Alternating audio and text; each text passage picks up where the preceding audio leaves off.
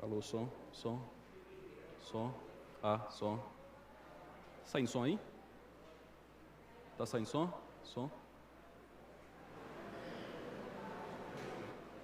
Alô, som, som, som. E fica baixando aqui. Queridos, bom dia a todos. Eu quero saudar a igreja com a paz do Senhor Jesus, amém? Eu vou ajeitar aqui mais um pouco, porque é um pouco desajeitado e é a primeira vez que eu uso o microfone de lapela. E hoje eu queria ficar com as mãos mais livres, né? As crianças saíram, né? Alguns aqui, esvaziou um pouco aqui o meio. Mas graças a Deus por mais um culto, por mais um EBD, mais um estudo que o Senhor Deus tem nos proporcionado. Hoje, domingo, agora, pareceu que estrondou aí, né? Hoje, domingo, dia 13 de março, o Senhor Deus nos dá mais uma oportunidade de estarmos aqui reunidos, né? De louvar a Deus, de engrandecê-lo,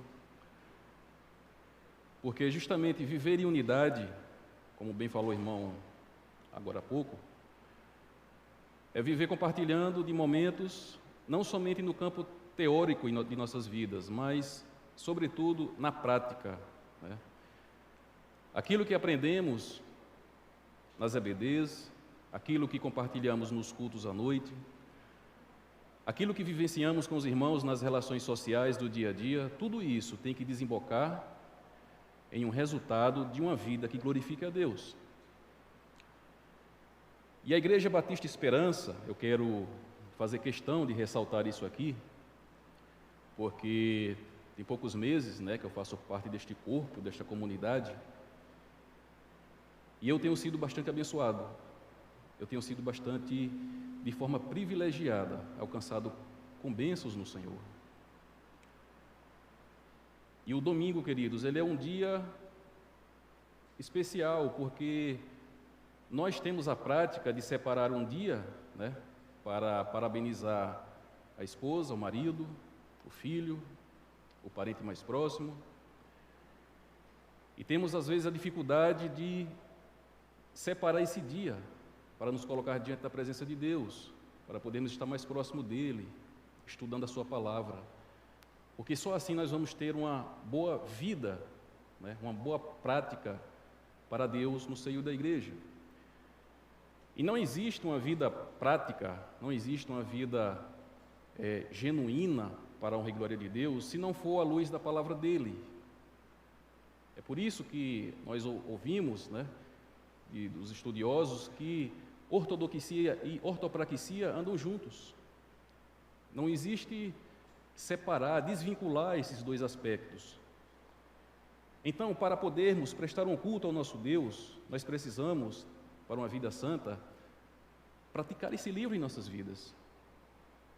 Nós deveremos ter ele não somente como uma espécie de estandarte na sala de nossa casa, né? O Salmo 91, como muitos de forma pragmática acabam usando esse livro como se fosse apenas uma espécie de talismã. Mas para o cristão não deve ser assim. O cristão deve ter uma vida respaldada pelo Evangelho, pela palavra do Senhor. E eu quero compartilhar com você nesta manhã o que está no texto de 1 Coríntios, capítulo 13. Abram suas Bíblias, por gentileza. 1 Coríntios, capítulo 13. Irmãos, o áudio está bom aí atrás, principalmente para quem está atrás, está bom o áudio? Está não? Eu vou utilizar outro microfone, então.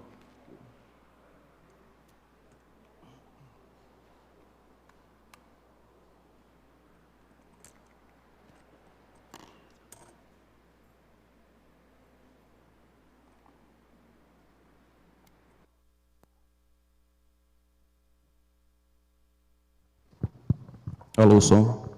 Agora está melhor. 1 Coríntios, capítulo 13. Todos abriram? Aqueles que não tiverem Bíblia, se acheguem aqueles que têm para podermos acompanhar a leitura. 1 Coríntios, capítulo 13.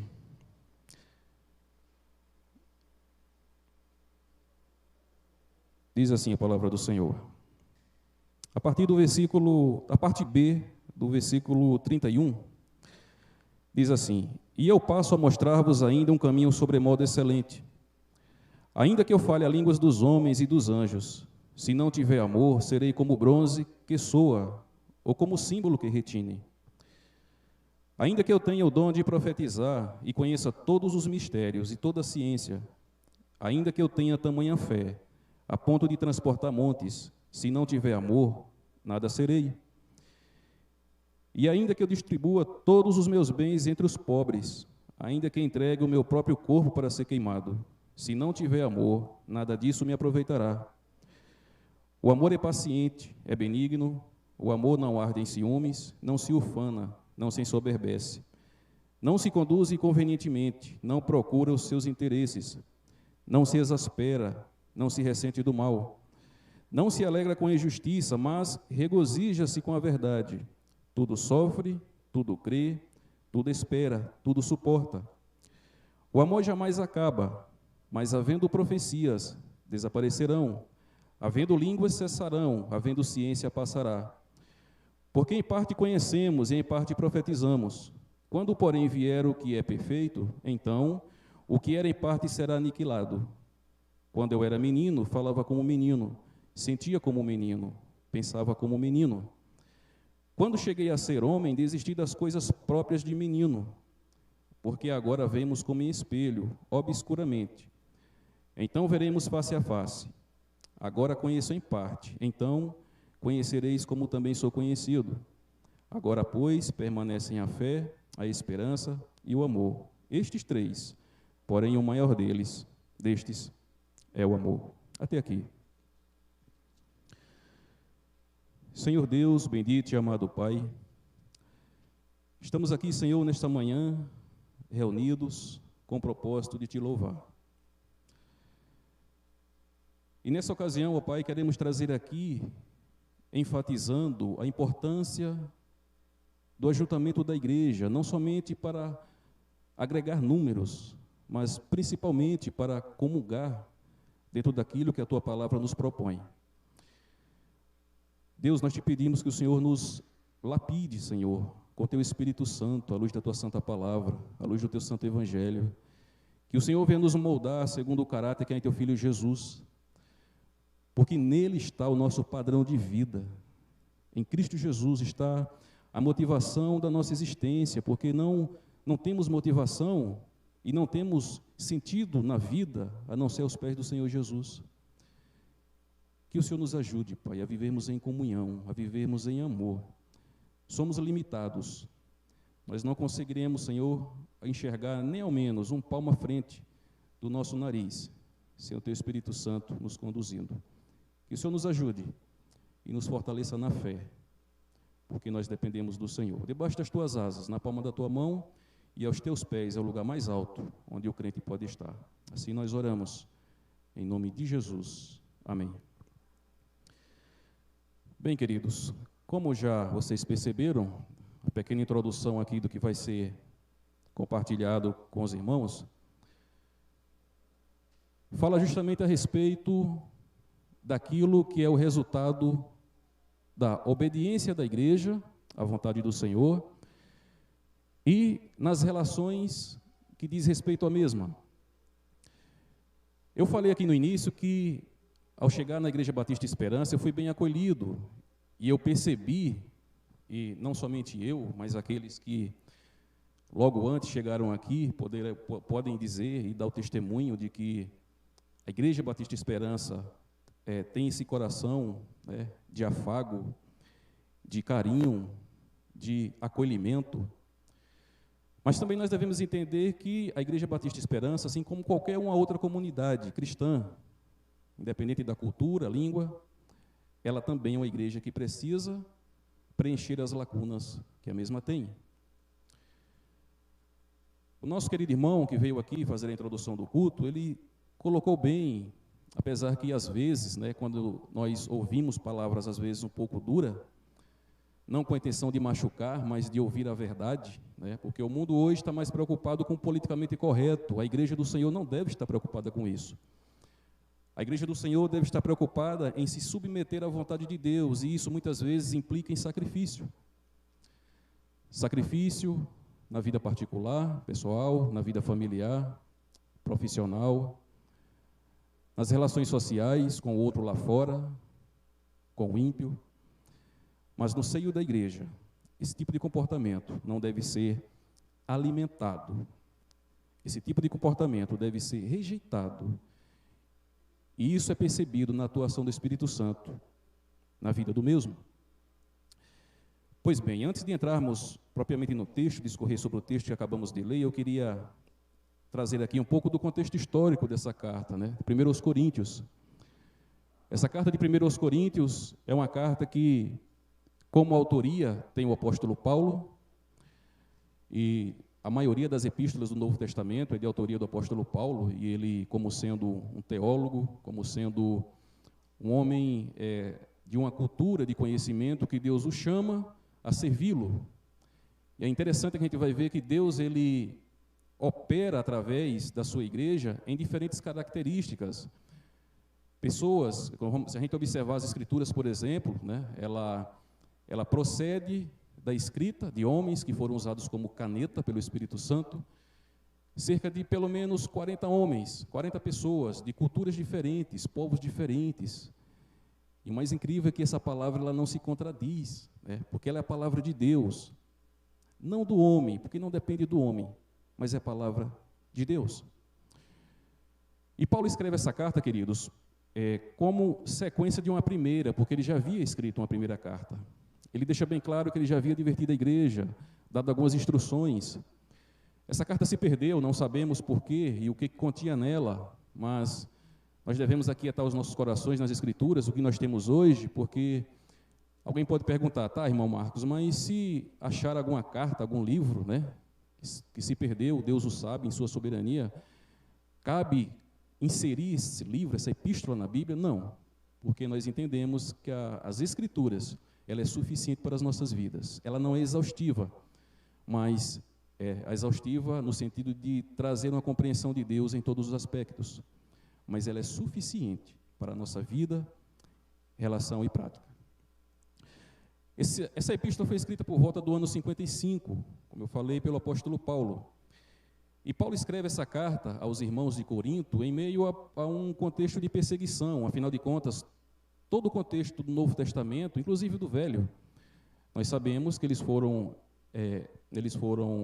escritos, eles foram confeccionados sob, muitas vezes, prisões, perseguições, seja do Estado, seja de maneira religiosa, mas muitos eram perseguidos, mesmo na composição desses livros. E Paulo não era diferente para ele, porque Paulo ele diz e deixa bem claro que a perseguição, ela não somente assola a vida do crente, mas a perseguição e o sofrimento, ele acaba também sendo uma pedagogia para as nossas vidas. Eu ainda ouso em me dizer aqui que as tribulações e o sofrimento, ele é para nós, da parte do Senhor Deus, ele é proposital, ele é preciso e ele é também pedagógico. Ele é proposital porque, ainda que estranhemos, né, não deveria ser, mas ainda que estranhemos, Deus é quem permite passarmos por sofrimento. E às vezes, para nos lapidar, Deus vai usar o sofrimento para isso. E ele é preciso porque justamente nós precisamos da tribulação em nossas vidas. Eu não quero aqui, queridos, trazer algum tipo de enfatização à questão do masoquismo, né, que o crente tem que buscar o sofrimento, não é isso. Mas o crente se alegrar nas tribulações por conta de Cristo, por causa de Cristo, ou por Cristo, melhor ainda, né?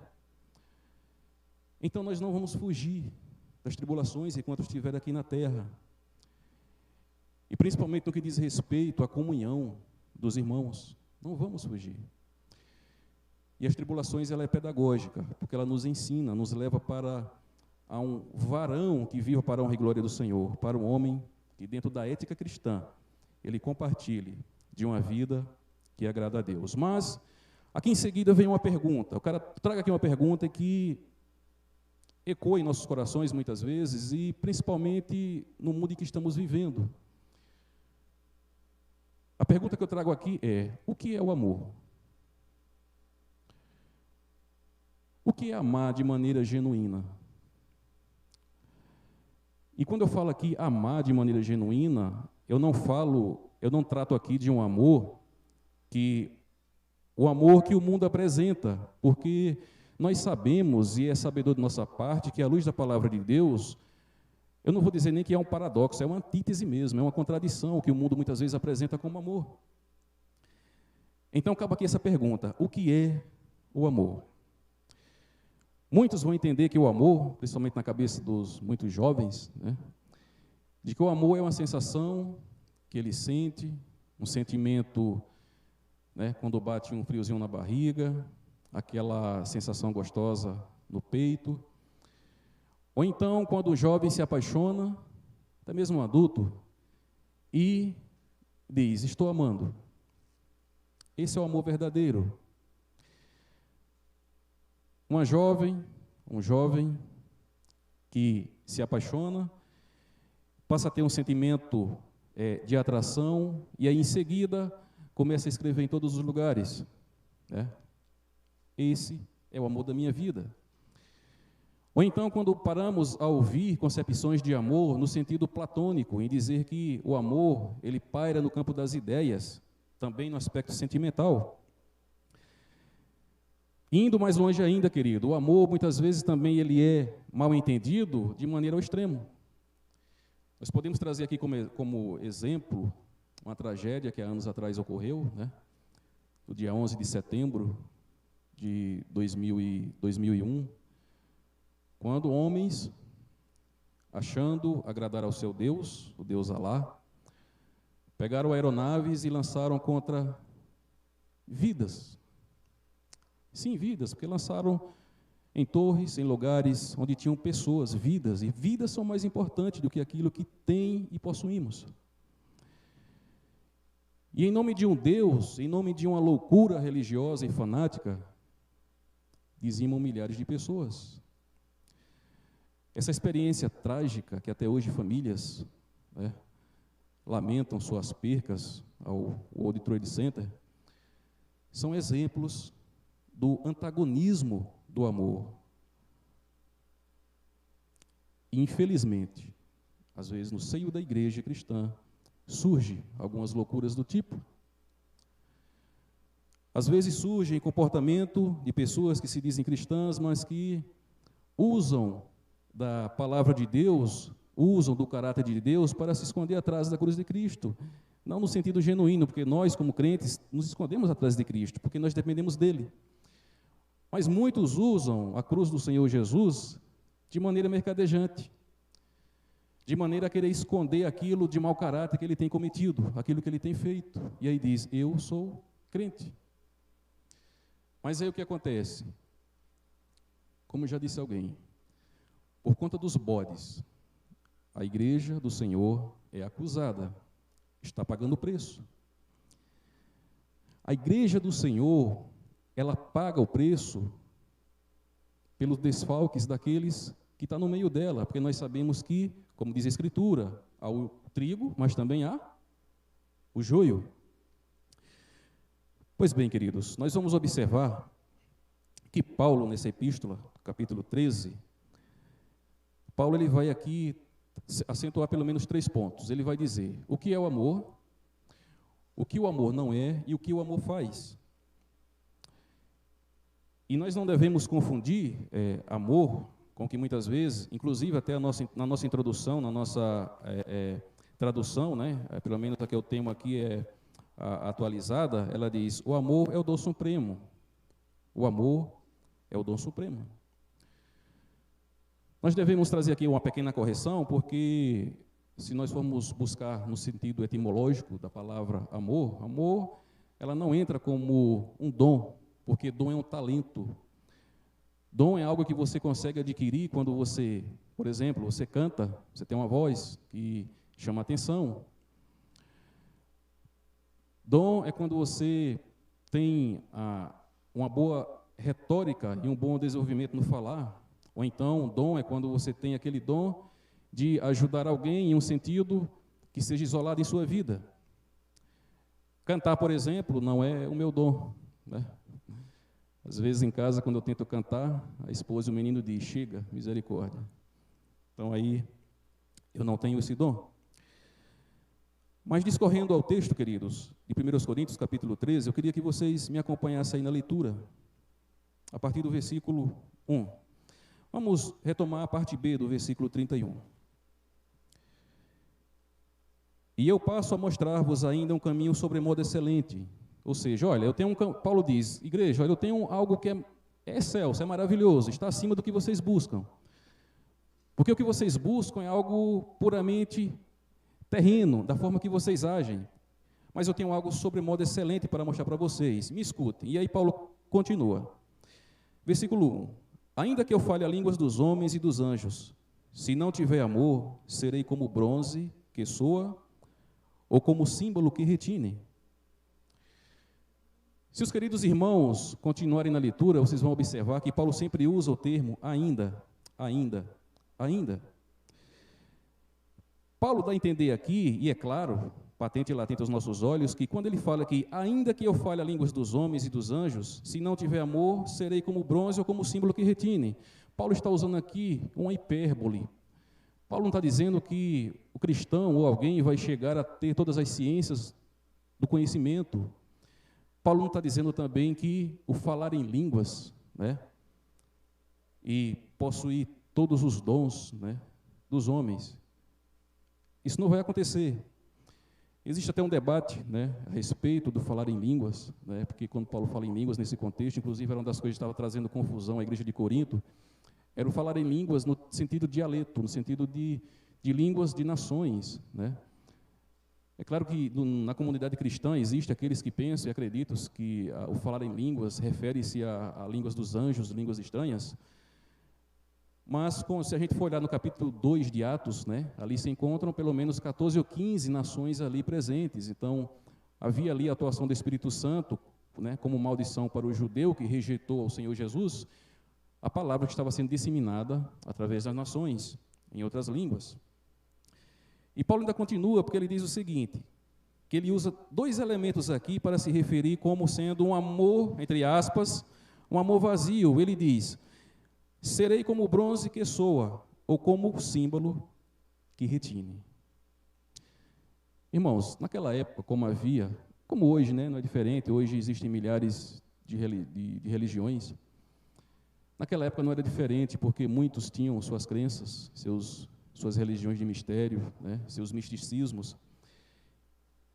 E dentre aqueles adereços que os pagãos usavam, eram justamente instrumentos, né, como o bronze, que era um instrumento chamado gongo, ou um símbolo, que é um sino, né, como uma espécie de mantra, que bate, emite o som, mas que não há harmonia nesse som. Então, Paulo está dizendo, olha, assim como esses instrumentos que esses pagãos ímpios usam, emitindo esses sons, é o amor vazio. É o amor que vocês dizem procurar viver, mas que na realidade vocês se contrapõem ao amor verdadeiro do Senhor Jesus. Então, não façam que nem os pagãos que vivem buscando modos de religiosidade que não agrada a Deus, porque viver uma vida, queridos, de amor é viver uma vida segundo o amor de Cristo, revelado no Evangelho. Como eu falei agora há pouco, não é o amor do politicamente correto, né? Porque o que mais que se tem por aí nas mídias, nas relações das pessoas, é um amor, não segundo o amor escriturístico, da palavra de Deus, que passa pelo crivo da Sagrada Escritura. Porque amor também envolve disciplina. Amor envolve abnegação do seu ser. Quando o Senhor Jesus diz lá em Marcos capítulo 8, o que adianta o homem ganhar o mundo inteiro e perder a sua alma? Não é o amor mudando que nós devemos viver, mas o amor escriturístico. E Paulo, nessa advertência, ele ainda continua, versículo 2. Ainda que eu tenha o dom de profetizar e conheça todos os mistérios e toda a ciência, ainda que eu tenha tamanha fé, a ponto de transportar montes, se não tiver amor, nada serei. Versículo 3, e ainda que distribua todos os meus bens entre os pobres, e ainda que entregue o meu próprio corpo para ser queimado, se não tiver amor, nada disso me aproveitará. Irmãos, muitos ícones na história têm se levantado como pessoas piedosas. E eu quero aqui citar, com todo respeito, aqueles que comungam de uma fé diferente, por exemplo, os católicos, que admiram a vida da Irmã Dulce, conhecida como Irmã Dulce, Maria Teresa de Calcutá, que tiveram suas vidas dedicadas ao seu próximo. E muitos também, no seio da comunidade evangélica, que são destacados como pessoas que foram martirizadas por amor ao evangelho, por amar o seu próximo, por dizer não ao mundo. Mas fato é, queridos, que quando Paulo diz que ainda que distribua todos os meus bens entre os pobres, se não tiver a motivação correta do amor, de nada me adiantará. Ora, irmão Marcos, mas a atitude de ajudar o próximo, meu vizinho, a atitude de eu tirar da minha despensa algo de sustento e dar ao meu vizinho, não é uma atitude de amor? É uma atitude de amor. Só que devemos lembrar que esse contexto aqui é referente à comunidade de Cristo, é o amor agapau, o amor relacionado a Deus. Então, não adianta, eu não estou dizendo aqui também, não me entendam mal, para quem estiver nos assistindo também, de que eu esteja aqui invalidando a boa ação do ímpio, até mesmo do ateu, daquele que não professa uma fé, aquele que nega a um outro lado da vida, a um Deus e até mesmo as Escrituras, sobretudo. Mas fato é que uma vida que não seja respaldada no Evangelho, no amor ágape, que o amor aqui é o amor ágape, o amor proveniente de Deus. É por isso que Paulo vai dizer mais na frente que o amor jamais acaba. Por que jamais acaba? Porque ele é proveniente de Deus. Nós sim deixamos aqui acolá a nossa prática de amor tropeçar, assim a gente esfria, o amor às vezes acaba, E aí, esse amor também diz respeito não somente ao amor na comunidade do meu irmão, que mora em outro bairro, em outra cidade, mas também no que diz respeito para com os nossos próprios de casa. Como é que você, marido, irmão, como é que você, esposa, irmã, está vivendo com seu cônjuge? Como é que eu, Marcos, estou vivendo com minha esposa hoje? Isso tem que ser reflexão que nós devemos fazer. Não carece responder aqui, não. É só se refletir, fazer uma autoanálise. Como é que nós estamos vivendo, nos relacionando com o nosso próximo? E, sobretudo, no seio da igreja. E ainda no versículo 3, na parte B, Paulo ainda diz: ainda que eu entregue o meu próprio corpo para ser queimado, se não tiver amor, nada disso me aproveitará. Humanamente falando, nós podemos dizer que oferecer o corpo como sacrifício seria o ápice, da entrega do ser humano. E no aspecto religioso, naquela época, havia a falsa adoração a vários deuses, como ao deus Baal, como ao deus Moloque, que era esse deus que os povos pagãos e, tragicamente, às vezes, o povo de Israel cometiam as mesmas bramuras de oferecer sacrifícios, que é oferecendo seus filhos ao deus Moloque, que é de onde vem o termo moleque, quando referimos a uma criança. Então, o maior sacrifício seria oferecer o seu próprio corpo. Mas, ainda assim, Paulo diz, se não tiver amor, não adiantará. Eita, irmão Marcos, está ficando difícil agora, não é verdade? Então, o que é amor se não for tudo isso aí que foi citado na Sagrada Escritura? E aí, como uma forma de personificação, a partir do versículo 4, acompanhe comigo na leitura, personificação, porque Paulo vai pegar alguns pontos aqui e tratar o amor como se fosse uma pessoa. Paulo vai dizer, olha, o amor, olha o que é o amor. E Paulo diz, versículo 4, o amor é paciente, é benigno. O amor não arde em ciúmes, não se ufana, não se ensoberbece, não se conduz inconvenientemente, não procura os seus interesses, não se exaspera, não se ressente do mal, não se alegra com a injustiça, mas regozija-se com a verdade. Tudo sofre, tudo crê, tudo espera, tudo suporta.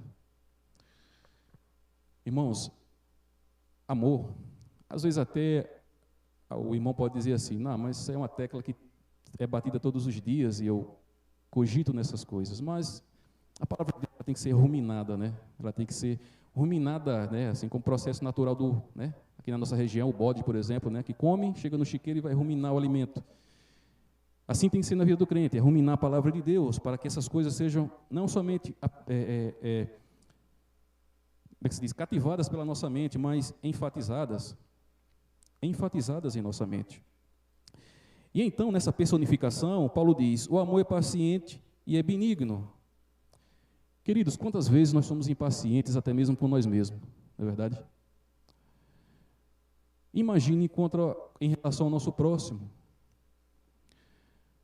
Às vezes nós não temos paciência nem de ouvir aquele que compartilha do nosso leito todos os dias. Quanto mais de lá de fora. Eu não vou dizer pasmem, porque é sabido de todos nós que no seio da comunidade do Senhor também agimos às vezes da mesma forma. Magoamos o irmão sem pensar direito aquilo que eu falei. Eu magoo a irmã porque no meu comportamento, de alguma forma, a ofendi. E o maior desafio, pedir perdão. O maior desafio é chegar até o meu irmão e dizer, me perdoe.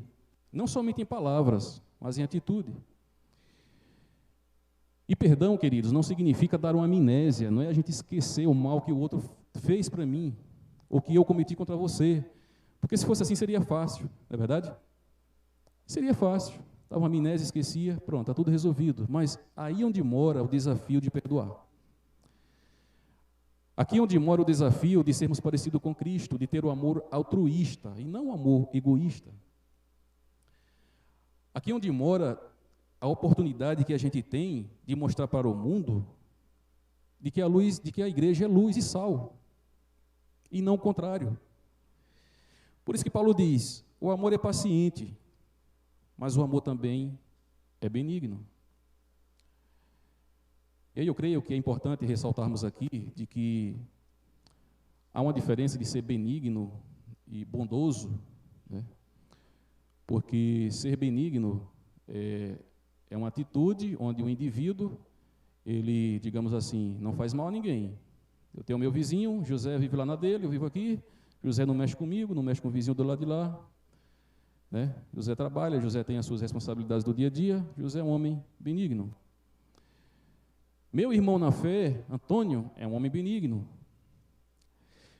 Só que não para por aqui, porque ser benigno é um estado, pode ser até um estado imóvel, mas ser bondoso leva esse comportamento a uma ação. Então, nesse comportamento, eu não somente sou benigno com meu irmão Emanuel, mas eu também ajo de bondade para com meu irmão. Mas o mais crucial, queridos, não é na retórica, não é no discurso, não é no sentido desses termos, mas o mais importante é na prática. Como tem sido essas duas palavras, benignidade e bondade na minha vida em relação ao meu irmão? E Paulo continua, versículo 4. O amor não arde em ciúmes. Aqui ele está dizendo que o amor não é. O amor não arde em ciúmes, não se ufana, não se ensoberbece. Ou seja, eu não sinto ciúmes do meu irmão, eu não devo alimentar o sentimento de ciúmes. Se meu irmão, ele prospera na vida dele, eu não vou estar lançando sobre esse tipo de efeito na vida dele como inveja, como ciúmes. Não. Eu devo chorar com meu irmão nos seus momentos de dificuldade? Sim, mas eu também devo sorrir com ele. Eu devo compartilhar com ele dos momentos bons. Isso também é amor. Mas também o amor, ele não se ufana e não se ensoberbece. Ufanar, queridos, é a gente encher o peito ao ponto de acharmos que nós somos o último biscoito do pacote. É eu achar que eu sou um crente, um cristão, melhor do que o irmão Carlinhos, melhor do que o irmão Daniel, irmão Vilaça e todos vocês. Então, no amor eu não me ufano e não me ensoberbeço. Eu não me ensoberbeço, eu não tenho orgulho, uma jactância, como diz as Escrituras. Mas o amor também, como diz o versículo 5, ele diz, não se conduz inconvenientemente.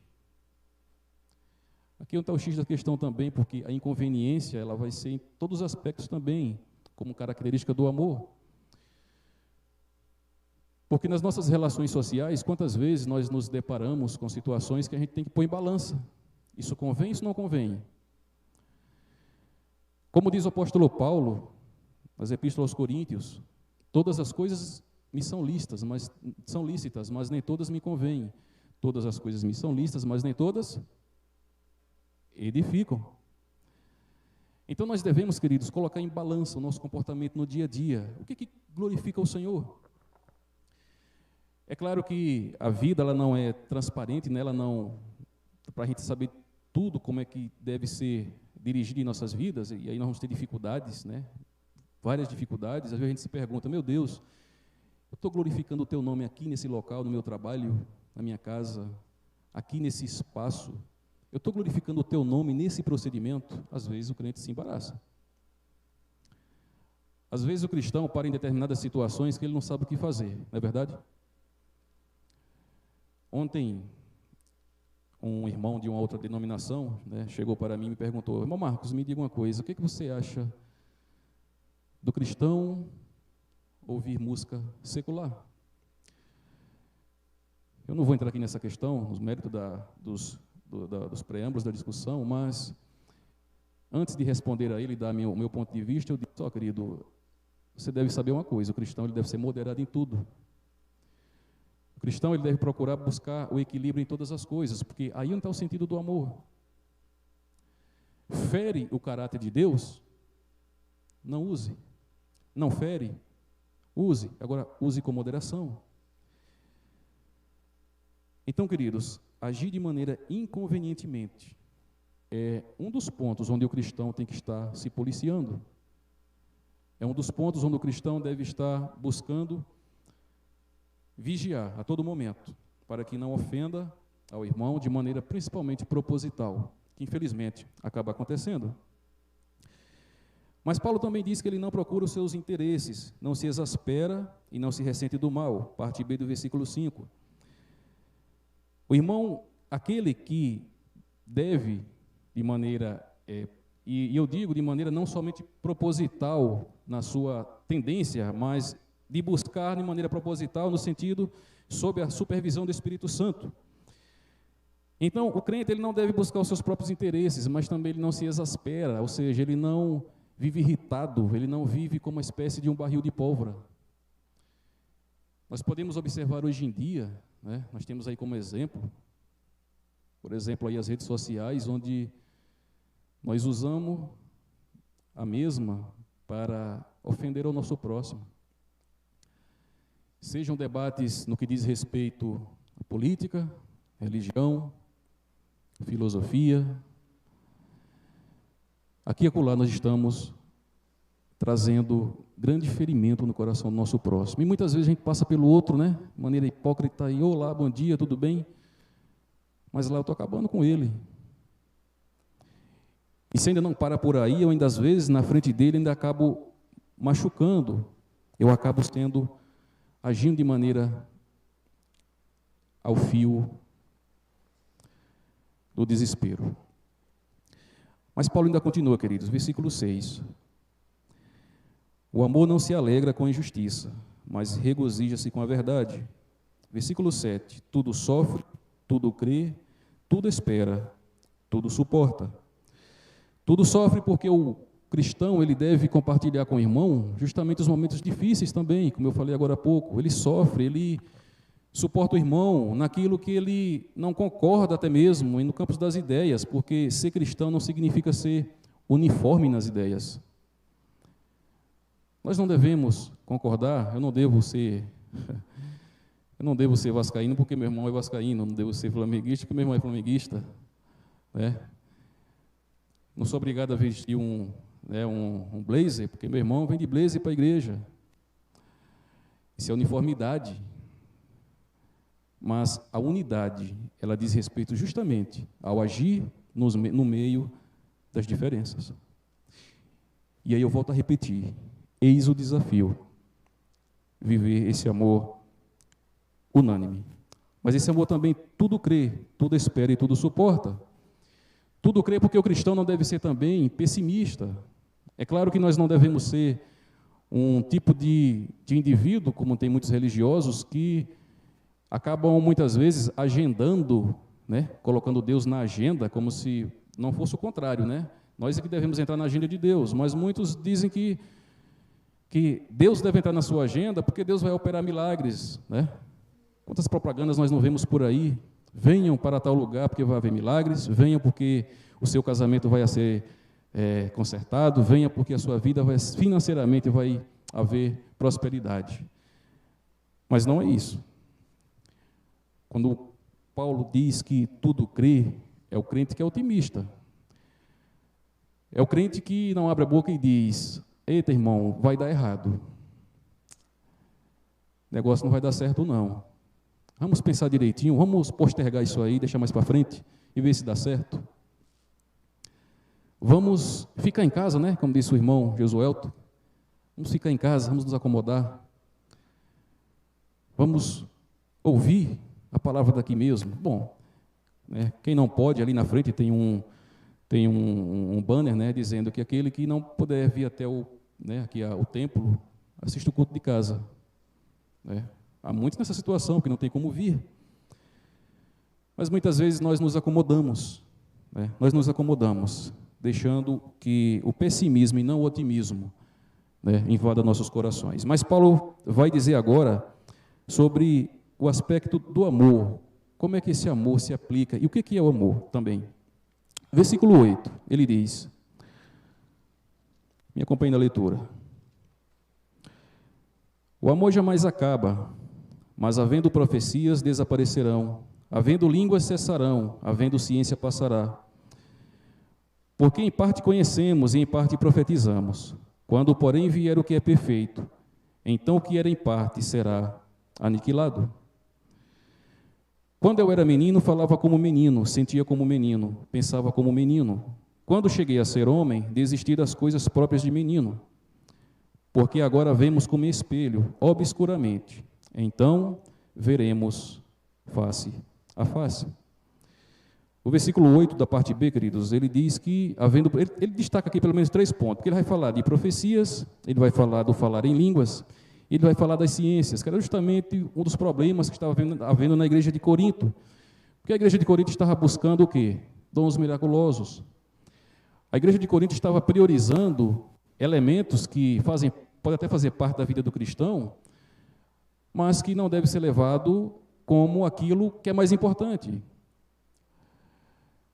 Pasmem, certa vez conversando com um irmão também na fé, né? Porque às vezes, a depender do entendimento que aquele nos traga, você fica até com o pé atrás, né? E a gente falando justamente sobre o amor, sobre o dom de falar em línguas. E aí eu fiquei inquieto com as colocações que ele fazia e eu perguntei, mas vem cá, o que você acha que é mais importante? O amor, a prática do amor com o meu próximo, ou falar em línguas? Eu não preciso nem dizer a vocês qual foi a resposta dele, né? Eles falaram em línguas, porque é algo extraordinário, é algo que, né, deixa o irmão empolgado, a igreja empolgada. Foi o motivo para mim encerrar a conversa com ele ali na hora. Né? Foi o motivo. Eu digo, não adianta, o cara está há anos na igreja e não saber discernir coisas que são leite, né? Coisas simples que o cristão tem que entender. Então, esse era o problema da igreja de Corinto. Né? Uns diziam, eu sou de Paulo. Outros diziam, não, eu sou de Barnabé, sou de Apolo. E aí Paulo vai dizer, não, vem cá, peraí, mas quem foi que deu a vida eterna a vocês? Fui eu? Foi Apolo? Não, eu plantei, Paulo regou, mas quem dá o crescimento é Cristo. Então esqueçam isso aí. Por isso que na introdução, no preâmbulo do capítulo 13, Paulo diz, agora eu vou lhe mostrar algo que é muito mais excelente. E aí Paulo começa a discorrer. E aí do versículo 9 em diante, trazendo mais uma enfatização nessa passagem, ele diz, porque em parte conhecemos e em parte profetizamos, quando porém vier o que é perfeito, então o que era em parte será aniquilado. Queridos, eu queria trazer aqui alguns reparos aqui nessa passagem, reparos não no sentido de mudar a palavra de Deus, mas de situarmos melhor o nosso entendimento. Existem pelo menos 3 ideias que circulam em torno desse versículo 9 e o versículo 10. Porque Paulo diz, porque em parte conhecemos e em parte profetizamos, e no final ele fecha com a palavra, aquilo que é perfeito. A primeira ideia que se diz é que essa passagem se refere ao comportamento da igreja de Corinto, que a igreja de Corinto estava sendo imatura no seu procedimento, então a igreja precisaria chegar a uma fase de amadurecimento, e aí então aquilo que deveria ser aniquilado seria tirado.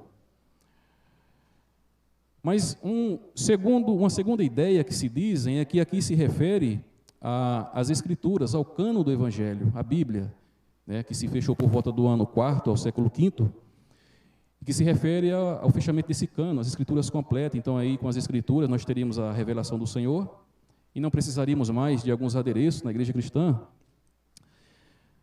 Mas, particularmente, eu acredito que aqui, essa passagem se aplica mais ao contexto da era vindoura, quando o Senhor Jesus voltar.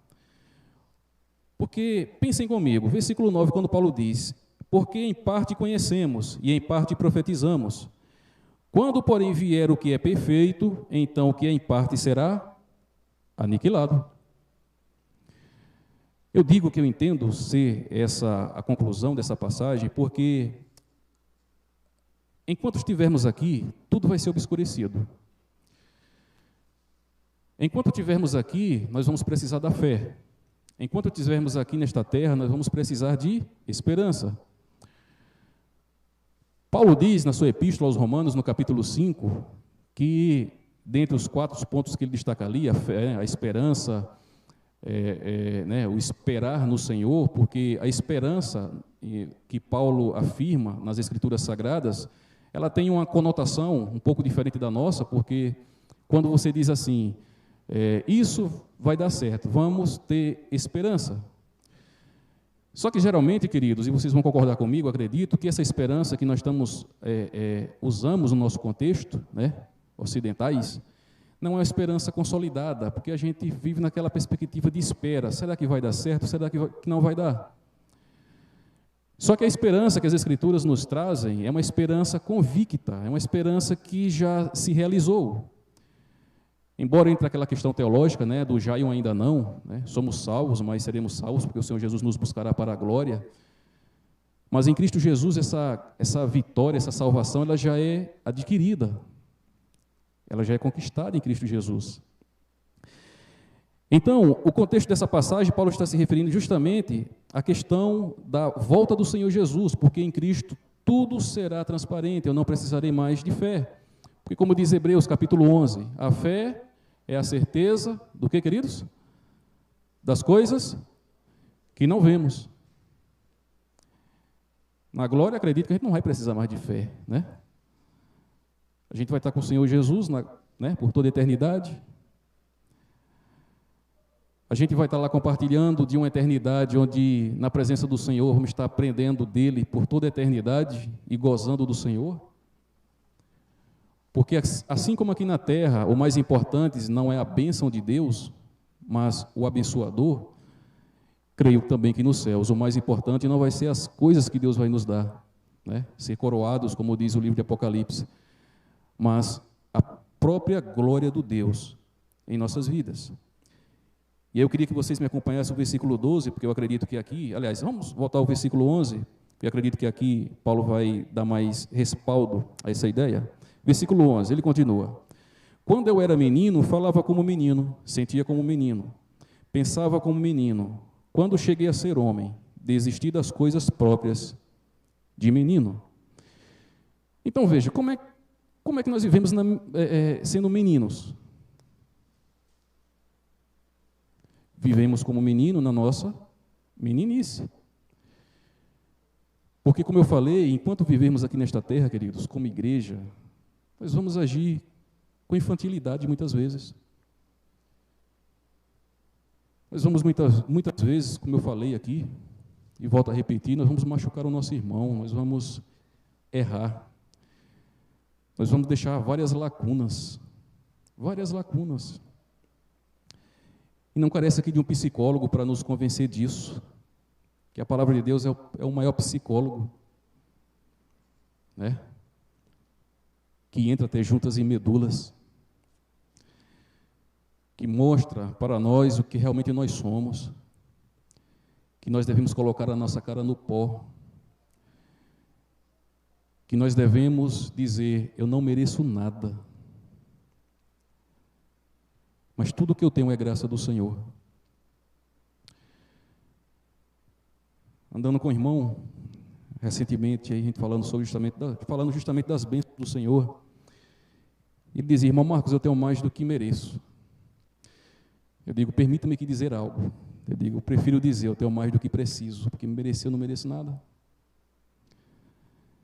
Eu não mereço nada, né? Nada, essa palavra já resume tudo. Então nós vamos cometer meninice, mas chegaremos à fase de homem, como diz Paulo na parte B do versículo 11. Quando cheguei a ser homem, desisti das coisas próprias de menino. Então, queridos, na volta do Senhor Jesus, habitaremos com Ele por toda a eternidade. Seremos varões perfeitos. Seremos varões que não precisaremos mais de correções, não precisaremos mais de estar preenchendo as lacunas das nossas falhas, mas seremos adultos, seremos perfeitamente adultos, porque no final Paulo diz que deixaremos de ser menino, mas passaremos a ser homem, né? Desistindo das coisas próprias de menino.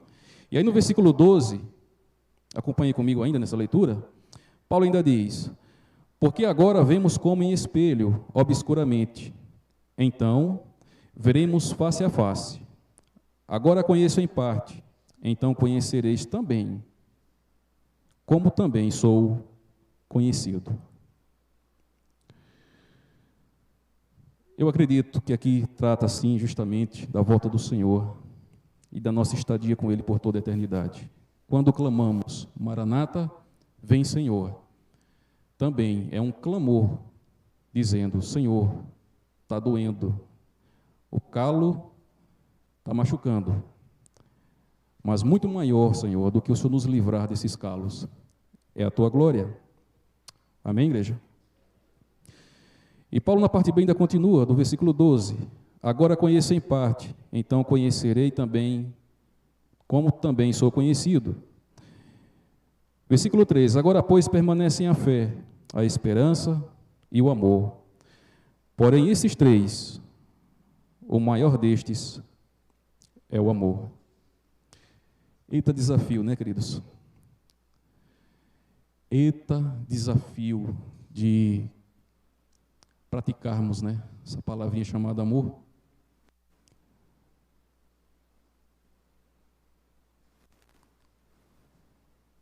Eis a importância, irmãos, de todos os dias a gente buscar a presença de Deus em oração e leitura da palavra dEle. Porque se nós não debruçarmos na palavra do Senhor, nós nunca vamos ter aptidão para realizar a sua vontade. E muitas vezes a gente, como eu falei agora há pouco, a gente troca a comunhão da palavra de Deus, o entendimento da palavra do Senhor, por coisas fúteis. Como eu falei no início da mensagem, não existe uma vida cristã, não existe uma vida ética, né, do cristão, se não houver uma prerrogativa. E qual é essa prerrogativa? A palavra de Deus. O salmista, do número 23, diz que a palavra de Deus, ela é cajado para os nossos pés, né? Cajado para as nossas vidas. E o Salmo de número 105, versículo 119, versículo 105, diz que lâmpada para os meus pés é a tua palavra e luz para os meus caminhos. Então, como é que eu vou poder prestar um culto a Deus na minha vida, no cotidiano, um culto racional, como diz Paulo em Romanos capítulo 12, se eu não me alimentar da palavra dele? Eu não estou querendo dizer aqui com isso também que nós não vamos nos deparar com situações que às vezes são intrigantes na palavra de Deus. Graças a Deus, que eu agradeço muito a Deus, que as questões mais importantes, né, da nossa vida, como a questão soteriológica, que trata da questão da salvação do cristão, são questões mais simples, né? Eu tenho que, né, ouvir o Evangelho, como diz Romanos 10, 9, crer, processo do Espírito Santo em minha vida, e então eu vivo uma vida para Cristo. Há um desafio, mas quanto ao processo de salvação, eu devo confiar e depositar minha confiança no Senhor. Mas fato é que a nossa vida, a nossa direção aqui na terra, tem que ser respaldada pelas Escrituras Sagradas. Não é à toa que os nossos irmãos do século XVI bradaram, dentre os brados da Reforma, o sola Escritura. E aí, o exemplo de amor que a gente busca é de onde? É das Escrituras ou é do amor do politicamente correto que o mundo anda pregando? Que muitas igrejas estão se curvando, dando seu braço a torcer, porque muitas ideologias estão entrando dentro da igreja e destruindo igrejas. Se nós não vigiarmos, queridos, nesse amor fraternal, sobretudo na palavra de Deus, e aí aqui eu já quero entrar como aplicação e exemplos práticos, né, para as nossas vidas. Se não for assim, nós não vamos vencer a batalha, nós não vamos ter o privilégio de viver aos pés do Senhor. Nós não vamos ter o privilégio de poder o irmão olhar para mim e dizer: eis um varão, eis um varão, eis uma varoa. Né? Estou vendo aqui, irmão Carlinhos, né? É porque eu tenho medo, às vezes, de citar o nome dos irmãos, tenho medo de trocar o nome, chamar José de Antônio e Antônio de José. Estou indo aqui, né? Criança, né? Está aqui com ele, né? E eu pensando, né? Quando crescer, um varão de Deus. Quando crescer, ao invés do pastor Reginaldo estar aqui, eu ou algum dos irmãos, quem vai estar essas crianças? Por isso nós devemos também investir nesses, os pequeninos. E aí, como endossamento, e já caminhando para o final, eu queria ler aqui o que está escrito em um livro de um autor cristão.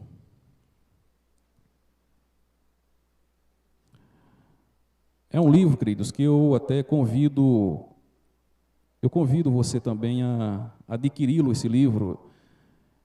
Algumas obras que me vêm como referência, essa mesmo foi o pastor Reginaldo, né, que me trouxe essa referência como leitura. E é um livro maravilhoso, é um livro para edificação, que é um livro do Gene Getz, é da editora, não sei se é Cultura Cristã, mas o título é Um por Todos e Todos por Um. Na década de 90, aí, vocês lembram aí do filme, né, o D'Artagnan e os Três Mosqueteiros? Então não tem como esquecer, né? Um por todos e todos por um. Mas eu queria trazer aqui, enfatizando e caminhando para o final, o que ele diz no versículo, no capítulo 1 desse livro. Peço paciência aqui aos irmãos, que às vezes esses aparelhos não nos ajudam. Eu não trouxe escrito, mas eu queria ler aqui com vocês e compartilhar para a boa reflexão de nossas vidas. Ele diz: assim como na composição dos seres humanos há muitos membros num só corpo, o que capacita cada um de nós a atuar como unidade física, também o corpo de Cristo, a igreja, é feito de muitos membros individuais. E cada membro é importante. Somos realmente membros uns dos outros. Nenhum membro do corpo de Cristo pode dizer: não preciso de você. Precisamos todos uns dos outros. Se quisermos vencer a batalha contra nosso adversário no campo espiritual, devemos agir como uma unidade dinâmica. Interdependência e coordenação são absolutamente essenciais. Queridos, a minha oração é que o Senhor nos abra os olhos, não os olhos físicos, porque esses já, né, mesmo capenga, às vezes a gente tem dificuldade de ler, mas já estão abertos, né? Mas os olhos espirituais. Que Deus nos edifique, nos cresça na graça e no conhecimento de nosso Senhor e Salvador Jesus Cristo. Amém? Eu queria, neste momento, convidar os irmãos a ficarem de pé e orarmos ao Senhor. Convido o irmão Antônio Josué aqui à frente. Viver o amor, queridos, não é viver isento de problemas.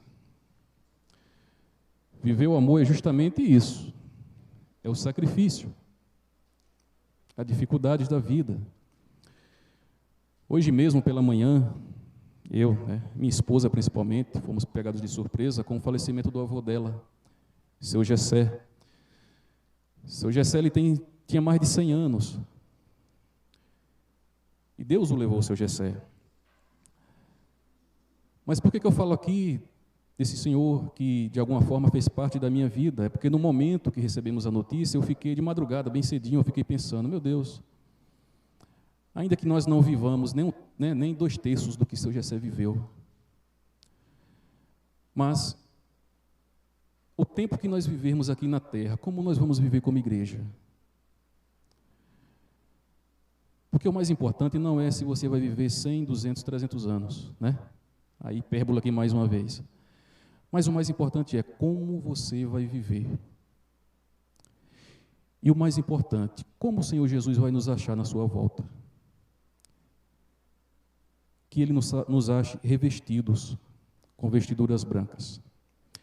Oremos. Senhor Deus, maravilhoso Pai, Deus querido, obrigado, Senhor, por mais um momento de culto, de aprendizado.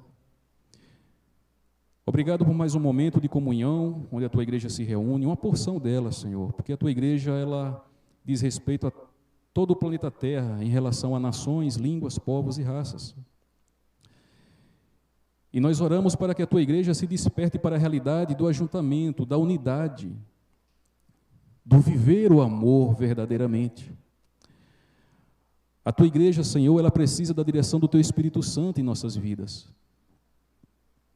A Tua igreja precisa, ó Deus, viver o verdadeiro amor. Nós somos carentes, Pai, nós somos carentes dessa palavra nos seus efeitos.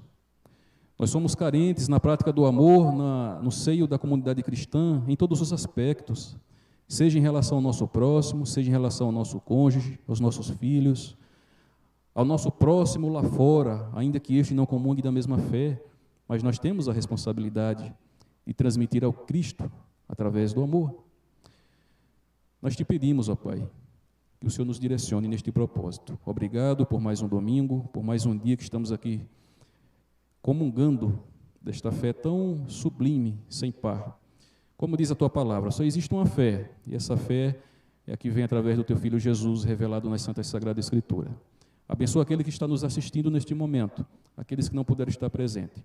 Mas oramos também, ó Pai, que o Senhor nos leve de volta para as nossas casas em paz, em segurança, e que logo mais estaremos aqui reunidos com o propósito de Te louvar e Te exaltar, como um só corpo, vários membros, mas em um só corpo, em Cristo Jesus, que é o nosso cabeça. Amém. Glória a Deus. Irmão Josué. Irmão Marcos, que Deus continue abençoando a vida do irmão.